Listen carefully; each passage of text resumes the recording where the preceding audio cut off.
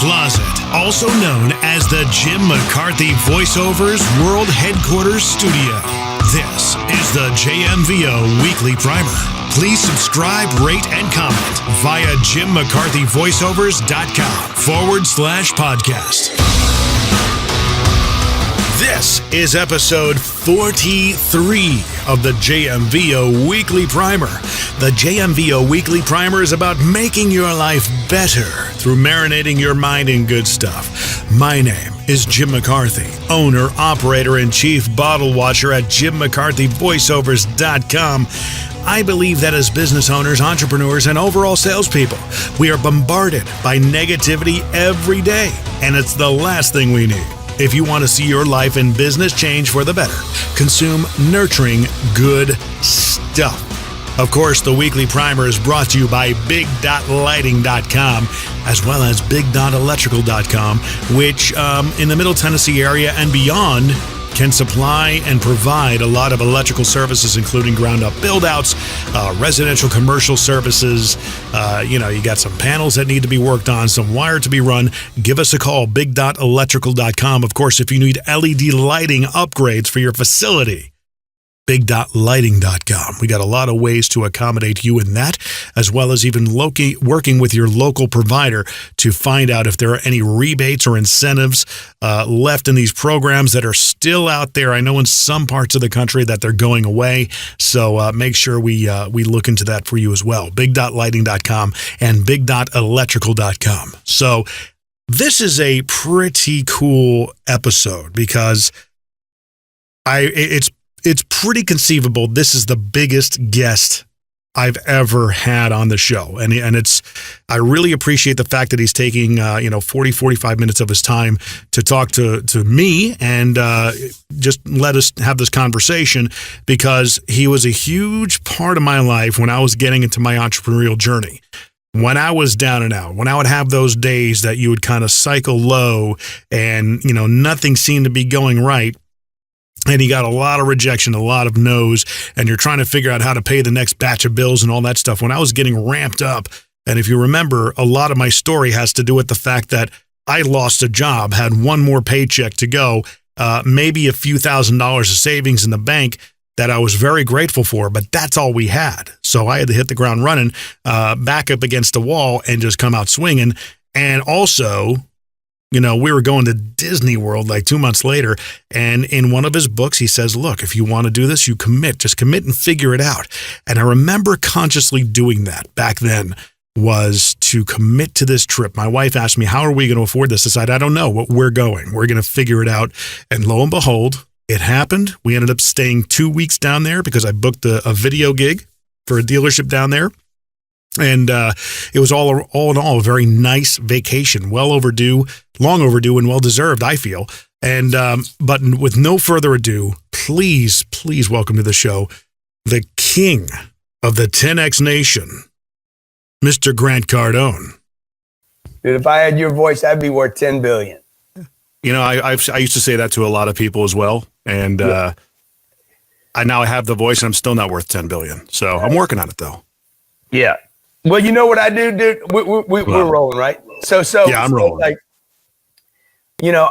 This overnight success thing. People are like, "Man, is it real? Is it?" But I'm like, I don't know, but I think I believe in overnight success thing. I'm just waiting for that night. Yeah, you're overnight. The funny thing is that you bring up something interesting, because when I first heard of you, it was when I was in the car business in 2013. And I had just come out of radio, got into the car business, and the general manager, as I was struggling trying to find my bearings, he said, "Man, just listen to Cardone." And he said it just like that.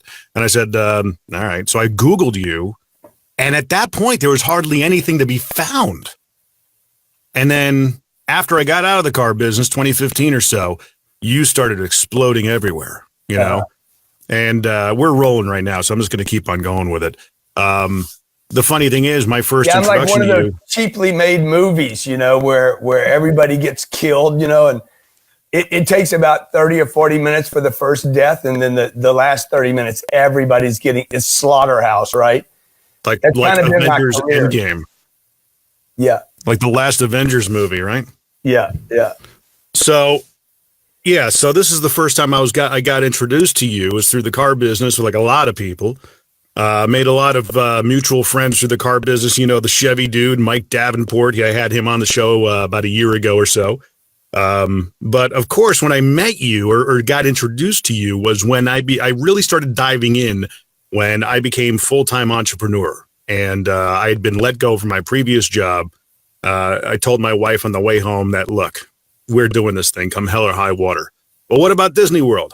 We're going. How are we going to do that? I don't know. We're just going to do it. I'm committing right now. It's going to happen. And, I went out there. I started building up my side hustle again that I let go. And honestly, dude, your podcasts helped me through a lot of low times. You know, I'd have a couple of days where I'd get beat up and I just go out for a walk, listen to one of your podcasts or one of your books, come back, man, I was chipper walking on air. So thank you for that. Well, don't let your listeners believe that I'm some motivational guy, though. I don't want anybody leaving this thinking, oh, he made me feel better, so I'm doing better, because that's not what I do, right? It got my mind right. You know what I mean? And that's something that I wish I had done when I was in the car business, because, man, I probably could have knocked it a lot out of the park than I really did. But funny thing is, you formulate these opinions. My background's in radio for a majority of the time. I met a lot of celebrities. I worked in Vegas for a number of years, so had a lot of people come in and out of the building where I worked. Like who? Who's the biggest celebrity you met? Let's see, Snoop Dogg, which you just had at 10X. We had Queen Latifah, Sugar Ray Leonard, Jay Moore. Jay Moore and I did dueling walk-in impressions on KLUC. That was funny. Yeah. You know, Jay Moore, he does a killer walk-in impression. Bunch of different people. Trying to think who was the biggest one. Let me tell you a story since you know Snoop, right? So yeah, I never met him, and he'd never met me, clearly. So I go, what day was that? Saturday morning or something? It's like 7:30, 8 o'clock in the morning. He was going to be our kickoff act. No one knew it, by the way. Yeah. You know, the guy that always sells everything, me. We held that because I had a lot of really, really smart entrepreneurs and business owners say, hey, dude, I'm interested. Why didn't you put Snoop on the ticket? Because it would have sold more tickets. Like, why didn't you put him on the agenda? Well, he was a complete shock and surprise to the audience, right? And the reason I did that was because of the value add. And he actually asked me that. He's like, hey, man, why didn't you, he's like, I was in Miami like 3 weeks ago. He's like, your ad's running all the time, but I wasn't in the ad. He's like, man, What you thinking, man? I said, dude, this is an extra. This is surprise, shock, and awe. That was brilliant. And he's like, well, how you make sense of that? Paying me and everything. You know, he takes bag money, right? So, he said, how you make sense of that? You know, and then some of these business guys are asking me the same question. I said, dude, this will sell the next event. Because now people are like, what is he going to do next time? So those are the kind of investments you don't know early on. And then the guy says to me, he's like, man, who are you anyway, man? Yeah, he's like, who puts 34,000 people in a stadium Super Bowl weekend? Who are you, man? You made an impression on him, I'm sure. Yeah, exactly. So despite not mentioning it, you still sold the place out. Yeah. On Super Bowl weekend without having to use him as fodder. Yeah. And I think that's, because you and I kind of both got lost in that car business thing is because it was a place for both of us to go and be employed when we were unemployable. Mm-hmm. And I don't imagine you left radio to go into cars because you wanted to. I did it because I needed to make better money. Yeah. And I had a side hustle with the voiceover. I did a lot of video production at the time. And just all that time I was in radio, knew I probably should be putting a lot more energy and emphasis into that, but I didn't. And a friend of mine who was in the car business was a general manager. He said, hey, he sounded like Steve Madden or John Madden. He was a great guy, Steve Brink. Hey, buddy, come on over and sell cars. You make $75,000 to $115,000 a year. And I said, that sounded good, and I needed to do something. My wife stayed home at the time, and that's what I did. And honestly, at the time I got into it, I was thinking, what the hell am I doing? Yeah. But 50,000 foot view, you pull that away, best business school I ever attended. Yeah. and I got out of college. I couldn't get a job. I got in the car business the same way you did. Like, I didn't want to get in the car business. Right. I think some people actually hold that against me still today. Like, oh, he's a car salesman. Dude, I did what I had to do. Yeah. And I got out of college. I couldn't get a job where I lived. 1 out of 4 people. This is years ago where they actually counted unemployment correctly. Like, they took the whole workforce, divided about people that went to work every day. 1 out of 4 real people, living people, were out of work. And like, not only was I not employable probably at that time, more than maybe a bellman somewhere or a bus boy, which I lost all those jobs too, or McDonald's, I lost that job. Like, I lost 6 jobs because I was a wreck. But when I got out of college, the marketplace, even if I'd have been a good student and had my shit together, I still probably could not have gotten a job other than a position where I could produce revenue. So I was forced into this job that I hated. Yeah. And I'm like, hey, one of the big turning points for me was learning. I don't know what the word would be. It wouldn't be discipline.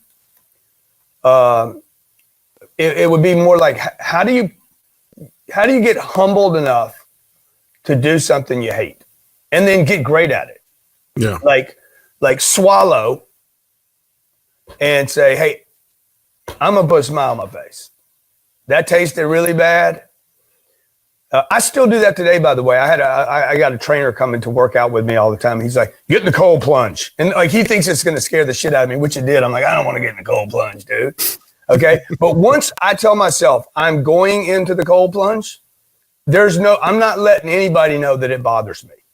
Yeah. And that was a big turning point for me. If there's any such thing as overnight success, I think there's moments where people can make decisions to say, right now, I'm changing my mind about how I'm going to be in this space that I hate. I don't like this job. I don't like the way people look at me. I'm smarter than this.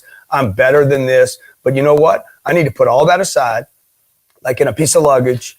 I need to put my smile on, and I need to get like Michael Jordan great at selling cars.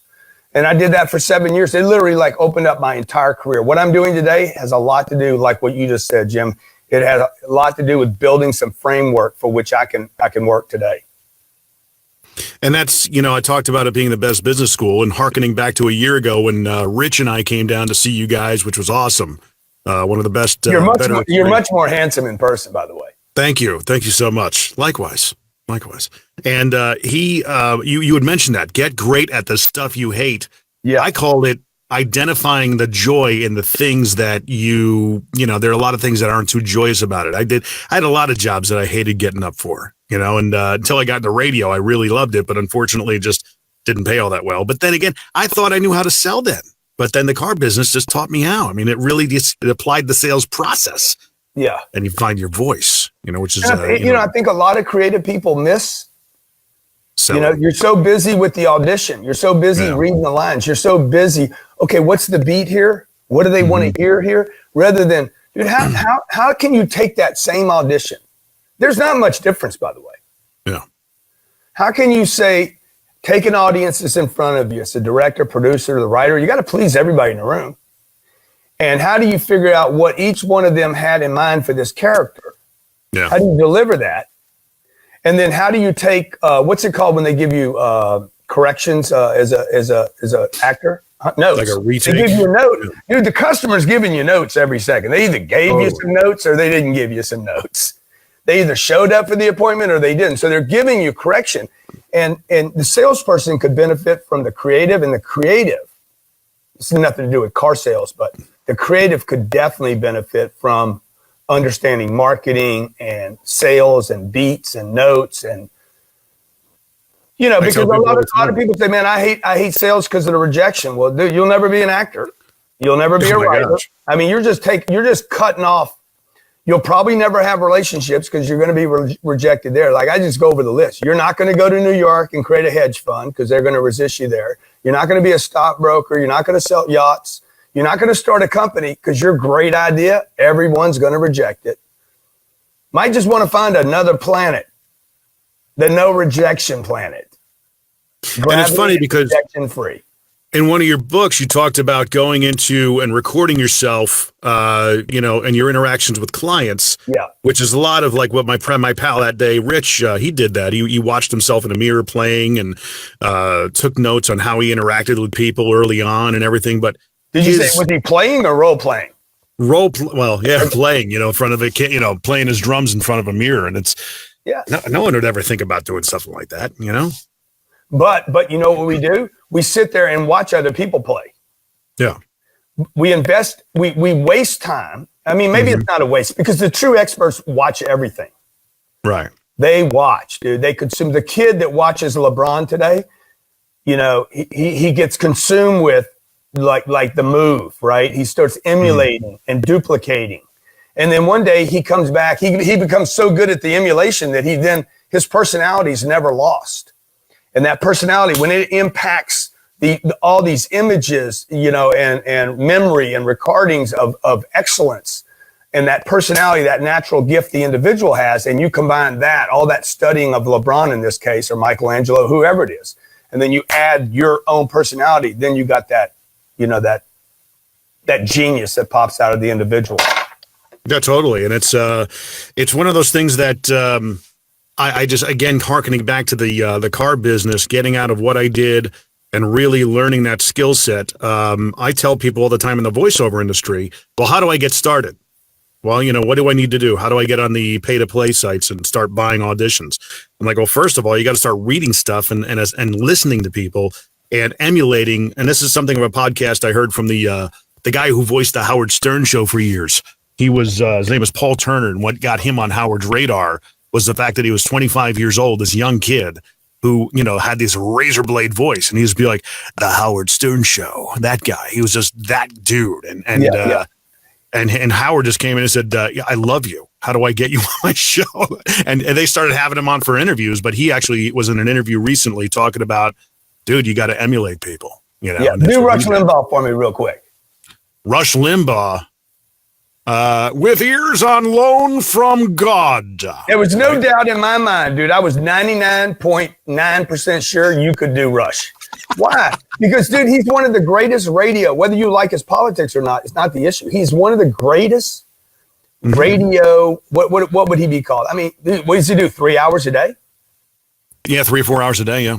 Yeah. So I would have bet like $1 million.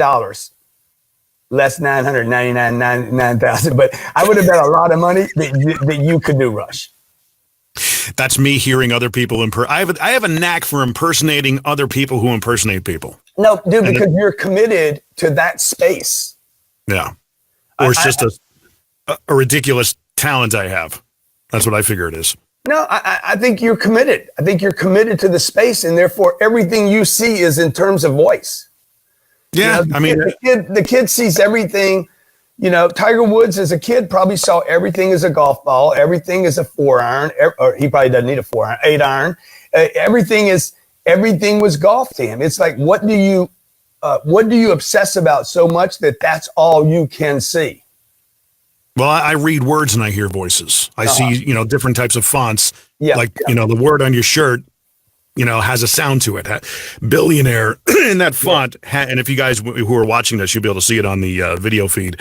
Billionaire actually sounds like, I can read it in my head. It just sounds like billionaire. It just has that kind of, that font has a sound. It sounds to me like a big yacht, 200-foot yacht, cruising through Croatia seas. Billionaire. I hear the helicopter on top. Let's go. Well, man, I gotta say, how do I get more involved with the Cardone organization and start voicing more promos for you, man? Dude, I gotta figure that out. We gotta figure that out, right? So, I did a Cardone Capital spot for you about 6 months ago, and I want to make sure that it starts getting some airtime. We need it in Spanish and Russian. Ah, man, I don't do Spanish. I could probably read it in Spanish badly. Cardone Capital. I actually did. I pulled it up and I could send it to you. I was on the phone. I'll tell you a little side beat. When you start getting known because you're just punching out and all these, you never know what's going to happen. Like the business plan thing, you just don't know where, if you push on fluids enough, it could go through the cracks. It could go over the wall. It could go under. It can seep through, it can just, yesterday I get a call from a guy. Hey man, the president of Mexico wants to talk to you. You don't hear that every day. I'm like, let's roll. Yeah, man. Sure. He's like, I got something real random for you. Todd comes into my office. I got something real random. I said, dude, I love random. How random is it? He's like, the president of Mexico. I'm like, how the hell? You don't know, man. Yeah, so maybe it's not just the voiceover, Jim. We got to figure out what else is it, right? Like, you just keep punching on it, dude. We'll figure it out. I got to figure out where it works because I like you, man. I think ultimately is just having your own voice guy, having a vamp, you know? Yeah. A guy of your stature should have his own voice guy. We need him doing the growth conference for sure. I've been wanting to. I actually sent stuff in. Yeah, because the guy we had 2 years ago was awful. That was Mike, right? It was terrible. Is Mike still there? Ladies and if he was, I would do it right here while he's here. Like, I'm like, dude, you're terrible. People need to keep it real. Look, when you're no good at something, let's go ahead and be no good at that and find something you're great at. Yeah. Like, that's what I tell myself all the time. You know, my daughter tried out for this guy called last night and says, hey, Grant, how you doing? I said, well, I was doing pretty good. I'm a little tired now. I realize I have to go tell my daughter she didn't get this part. Yeah. Well, that's why I'm calling you. I said, good, dude. So Elena was like, oh, my God, you're going to have to tell her. I said, yeah. I said, dude, that's part of the deal. Like, part of the deal in life is sometimes you don't get the deal. Yeah. And that the sooner somebody can get used to like, hey, you didn't get the deal. Okay. But here's what I did. I negotiated a better deal for you, diggity dog. You're not going to be on the billboard, but he wants to use you as an influencer. They said no to her because she was too articulate. Oh, wow. They're like, look, it's more than what we needed. And nobody ever thinks about, oh, wow, you could actually get cut for being too handsome, too perfect, and it just didn't fit, right? So it's all, we always think in terms of deficiencies, but sometimes, like, you're just too good. Like, sometimes it is what it is. And that's why people have to not depend on one thing, like this economy that people are depending on right now. I was actually going to bring that up at a later point, but that you make a good point about that happened to me one time. I auditioned. They said that they didn't get it because I was too announcery, and I was trying to be conversational, and I was literally just reading it like this, man. I was talking, I was reading the script just like I would talk normally to another person, and I guess it still sound. My voice is I'm so trained to even sound like an announcer. You still remember that moment? Oh yeah. But it's failing forward. I mean, if my kids if they don't fall on their face early on, I know these kids that do so well in elementary, middle, and high school that what are they, all they know is success, getting good grades and all that other crap. Yeah. Then they get out into the real world. What happens when they fail? They have no idea how to handle it. They have no scars. Yeah. So or they just keep succeeding at the same things over and over again. True. Yeah. But I mean, there's seasons of life and things change. But getting back to when we first came into I was talking about dealing with a lot of different people in Vegas, and then you being a huge influence on my life and being able to lift me out of low points and things of that nature, whether you like it or not, you did. We come in there, we meet you and everything. My expectations coming in were kind of like, well, he puts on his pants one leg at a time, and I didn't really have much of an expectation coming in based on the experiences I've had in the past with different people. I got to tell you, man, your culture blew us away. Wow. We walked in, we were immediately ushered into your 9:00 meeting before we got set up to interview you. And we're like just embraced as guests of your organization. And, Rich was allowed to talk a little bit about you himself to the staff, as was I. My wife was completely shut down, and she was like, she loves talking in front of a crowd, but she was very shy with that kind of stuff. But the one thing that really, really opened my eyes is that, as you remember, my wife was over to my left, listening to the sound of the, she was doing sound for us. And at the end, we kind of got blue with the interview. And, we made some funny jokes that were a little bit racy. And you were right as soon as the interview was over, you beelined over to her and said, "I am so sorry for saying that in front of you. That it was, not, if I offended you, please, don't be. You're kind of in my house, and I want you to feel comfortable as my guest." Yeah. And she had mentioned that to me, and I said, "Really?" Because I didn't see it, but she took some tremendous note about that. So I figured that you ought to know. That was awesome. Really cool. And I was like, "That's a really cool indication of his character." Hey, I just screw up a bunch, and I got good at apologizing to people. Well, I was saying that, man, kudos. I think it's freaking. Yeah. I thought it was amongst all the accomplishments you've had. I thought that was. You just reminded me about something I said to this person 2 days ago, and I'm like, they were here yesterday. I was like, I got to apologize to them for that comment, and hopefully they're going to be back here today because I didn't do it yesterday. So, Tommy David, inventory all the time, dude. I'm still trying to figure out like how to get a little better. So I'm not interested in being perfect, but I am interested in how do I get a little better, and how do I become, how do I get it, because you can't, if you're the perfect person today, you're not going to get any attention.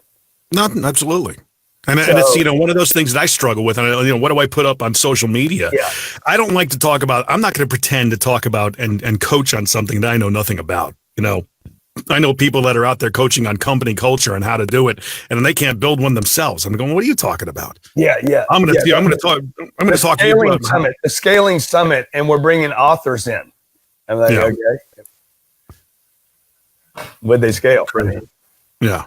And it's amazing how just what are you doing here? Tommy Davidson, Good Time Tommy. I know you're familiar with him. Good Time Tommy's in the house. He's a great guy, man. He's out. I'm going radio.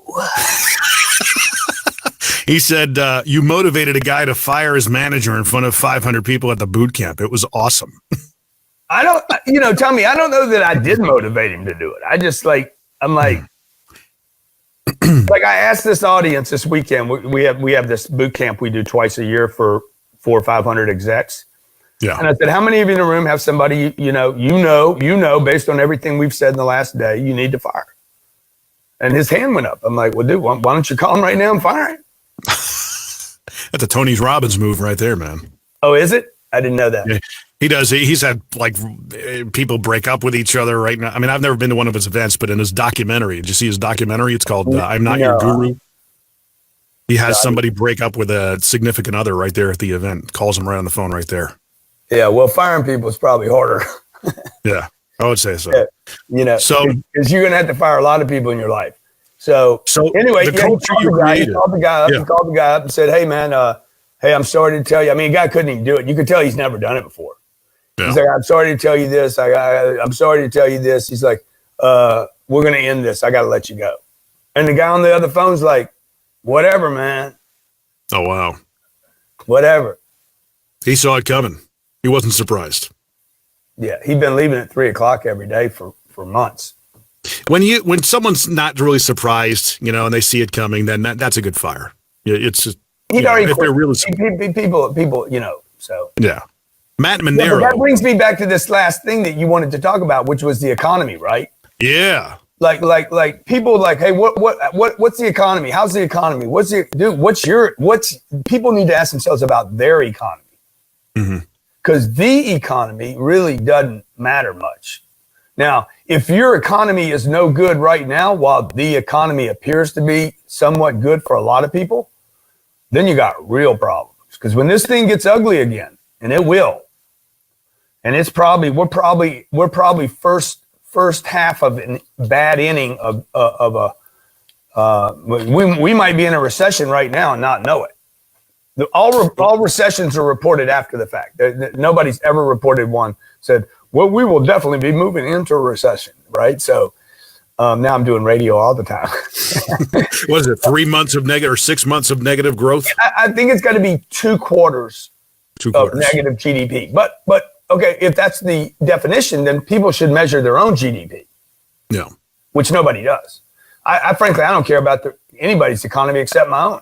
Like if I can't manage mine, how am I going to manage? Why am I going to worry about the state of New Jersey going broke? But the thing is, you're right about that. Control the things you can control. Yeah. Yeah, exactly. And if it's coming, if that's going to come, and if there's going to be an impact in my environment, then business owners right now, individuals, households should be preparing. How can you prepare? How can you prepare for some kind of contraction? We've been through 10 years of expansion. Trump just did his tax cut. You can only do so many tax cuts. Yeah, but I mean, was it really 10 years? I mean, we had 08, 09, 10, 11. 11, I think we really started climbing out of it. But I mean, I hear what you're saying, and I speak on this all the time. I've talked to Monero about this, and I tell the pizza story all the time on this podcast. My father was, a tradesman, owned his own business throughout the roaring 80s. He saw a recession coming. You remember 90-91, that recession? Yep. Okay, that was the first experience of a bad economy that I can remember.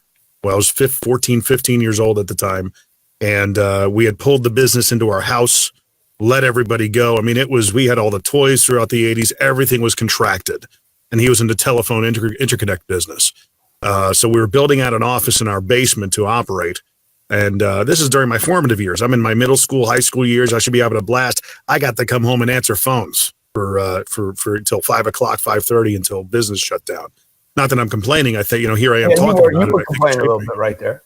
I was a little bit, tiny bit. It should have been like this. I got to come home and answer phones. I got to, absolutely. I should have, but it was what it was. It shaped me as a human being, and here I am recalling it. But I was up on a ladder, oddly enough, putting a light fixture up, because that's the other business I own, is doing LED lighting conversions. And I looked down at my dad and said, "Hey, why don't we get a pizza today?" And it was a Saturday and everything. He goes, "Well, we can't." I'm like, "Oh, okay. Well, why not? We can't afford it. $20 for a pizza? We can't afford that? Nope." Wow. Stuck with me forever, and I'll always remember it. It was a rough time. That right? It would be like 2 Domino's delivery. Yeah. But that's something that really stuck with me. We went through the boom in the 90s, and then that crash in the dot-com bubble bursted in 99. Then there was another recession, like a mini one after 9/11, but then all of a sudden everything went boom. Everything just kind of climbed right out of that. And we had massive growth. Tell me about those years for you. I mean, what was the first, indicator? I was looking at father stories. Your father, I guess, died at an early, he was gone at an early age, correct? Yes. Yeah, he died when I was 10. He was when you were 10. Did you have fond memories of him, at least in the time? Yeah, like he was my Marvel hero. He was the guy. I mean, he's the guy that was going to teach me how to be successful. He's the guy I watched in the morning. Everything. When you're a kid, you're consuming all this content, and all I know is that he was up early and he got his briefcase, put his suit on, went to work, came home at night. I saw 2 or 3 different cars over the period of going from 2 or 3 years old to. Don't think that these 2-year-olds aren't consuming data. The infant sees data, like they're all consuming data. How else can you mumble the first words? And so I see a new car when we're 6. I saw a different car when we were 8. I'm like, hey, things are good. We moved. We had a little 1,300 square foot house with 7 people in it. That was a big move for us. But I'm like, we'll move it. I got a window view. And there was 3 of us in a room. I didn't know that was like, we were middle class, by the way. That was, hey, I get to do the phones today. and we had a pipe that ran in the living room. I'm a twin, so I always had a buddy with me. I always had somebody with me. And Saturday mornings we go sit on that water pipe in the morning, because it was warm right there. And then my dad suddenly died when I was 10 years old. It was like suck out. It was like, oh, that guy's gone. And so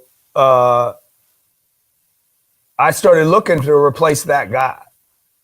And I knew my mom couldn't do that. Like, it was clear to me at 10 years old, she was not the strong, she did not have the threat that my father had from a discipline standpoint. So now I get loose, and she did not know how to bring money in. He knew how to go get money. Right. So he knew how to solve that problem. She had no clue. So if you don't know how to protect yourself, you're going into terror. No, it doesn't matter what the situation is. So in any situation in life, if you don't know what you're doing, if it's cooking and you're put on you got to cook something right now, you're going to go into fear. I don't know what I'm doing. Anytime there's a not knowing, there's fear. And so I could feel the fear generating from my mother. And so that's what I grew up with from 10 years old to probably 45, really? 35 years of my life. I was filled with fear. How do I got to get good grades, because if I don't get good grades, I'm not going to get a job, Yeah. And so even when I had a job, even when I had a career, like this idea of not understanding the economy, and that's really what I'm talking about. People fear money, and they fear the economy, and they fear investments, and they fear like people put money in the bank because they're in fear. You shouldn't have money in the bank. The only people that benefit from money in the bank is the bank. I have a philosophy. Like having money in a house. Buying a house is a fear move. It is not an expansion move. Your dad did not respond to that recession in 91 correctly. Pizza wasn't his problem. He shouldn't have come home. He shouldn't have gone into the basement. He should have gone and bought everything. Yeah. There's a lot of things that he did. My brother and I talk about it all the time about how, he was trying to get into the IT world and do that kind of thing with networking as it was emerging. But he says his bread and butter was in telephone systems. Just double down and commit to that.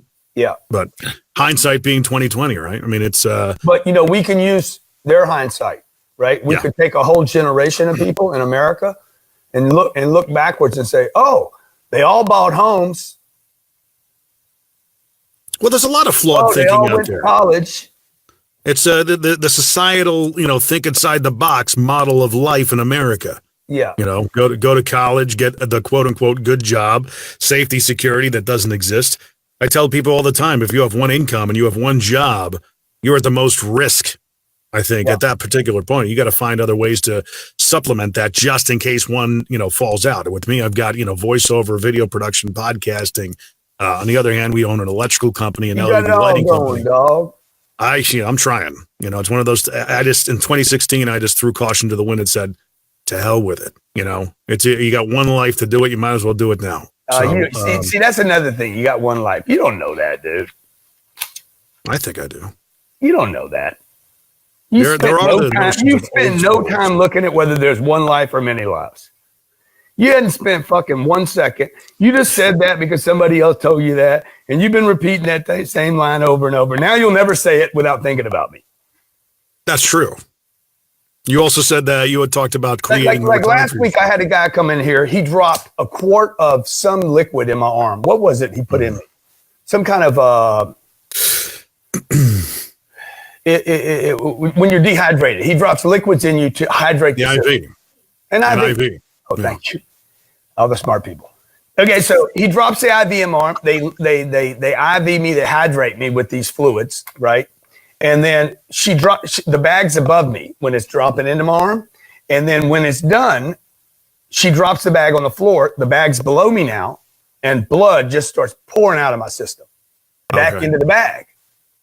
And I said, why are we taking blood from me, man? She's like, oh, we need to get the blood out of you because your body is going to replenish that quart of blood. Well, that's new life. And those are trillions of cells activating. Your body's made up of 60 trillion cells, dude. All of them have intelligence. One dies, another one comes up. Is it the same one? I don't know. I don't know. I just know there's a lot going on for a lot of people. A lot of we don't understand. Yeah. So don't be giving me there's only one life. You should make the most of it. I just want to activate my 60 trillion cells and say, bro, let's go to war. Let's go do something big.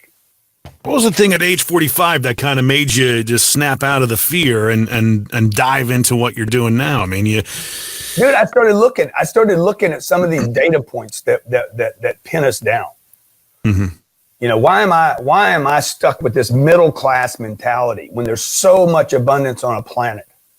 Why am I so focused on 3 or 4 people in my life when I could meet 300 million people? Why am I buying a home when I could travel the world? Why am worried about my lease on my car or my payment on my car when I should be making millions of dollars? Why am I worried about, satisfying one client? Why? Because I don't have thousands of clients. So I'm on the knees kissing the ring of a guy I don't even like, taking money from him. I don't even want to do business with this guy. Why? Because I was too lazy to think big enough.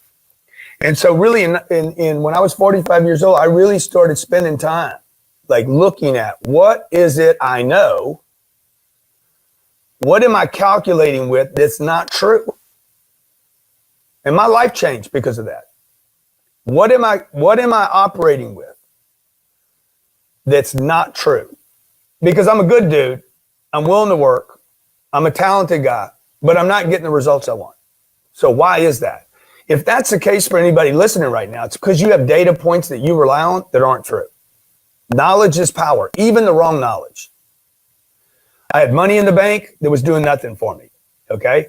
When I'd buy a deal, it was always buy low, sell high, buy low, sell high. Dude, I would be worth over $1 billion today had I just bought the deal, had I just paid too much for most of the deals that I looked at. If I'd have been the high bidder, I would have made so much money. You can't make money on a deal you don't own. But I was brought up with that mentality that I know you were. Buy low, sell high. Get the most you can for every hour. And so, don't, I was buying coach tickets, bro, for 30 years of my career. 30 years. I had millions of dollars in the bank and I still could not buy a first class ticket. I had to wait for the upgrade. It was stupid, man. I was thinking small. Now I know everybody right now, anybody that's listening right now, say, no, dude, it's good to buy a coach ticket. I did this thing. I don't know if you saw Damon John drop this thing on Instagram yesterday about me and him arguing about flying first class or coach or private, right? He's basically saying I'm an idiot for buying a jet. And all these people start tagging in there saying, yeah, dude, because Damon makes the argument, if he flies from New York to Vegas, to fly private, it cost him 60 grand. To fly first class both ways cost him he says he saves $54,000. He says, now Cardone over here is going to go out and buy a jet for $50 million. Doesn't make any sense. But what thousands of people didn't understand was this. Without that private jet, I would not know Damon John. I would have never met him the first time. So it was worth it because he's one guy that it connected me with. Okay. Next week, I'm going to get on a plane and fly down to the president of Mexico. That jet will be worth it. Okay. So see, I was brought up. I'm not bragging about my jet right now. I'm trying to tell people, like, think different, man. Like, think different. There's a whole South America. There's a lot of people down there. But I was too busy in Lake Charles, Louisiana. My mama telling me family is the most important thing. Yeah, but it's kind of small. And we're all going to die. Hey, the most important thing is that you meet everybody on this planet and find out who wants to help you be who you are. Because it's not who you know, it's who knows you today. That's very true. Jim, I know you now, and we got to do some big things together, bro. Let's do it. Okay? Make some big voices. Hey, we're going to have you at the next 10X Growth Conference. You're going to be my voice, bro. Let's do it. I want to make it happen. I'm going to go tell Sherry right now. Awesome. Tommy Davidson, he says, do you ever plan to not sell a real estate deal? Keep forever.